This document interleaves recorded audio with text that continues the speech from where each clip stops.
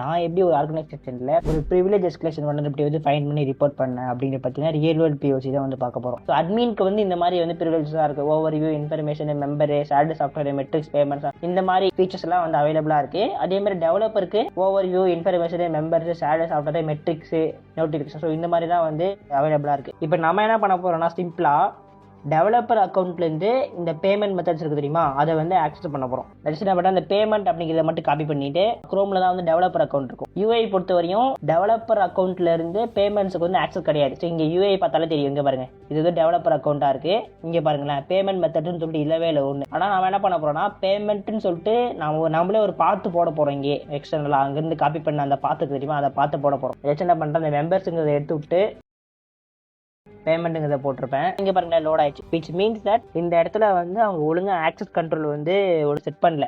என்னங்க எனக்கு ஒண்ணுமே புரியல. அதுதானப்பா எனக்கும் புரியல.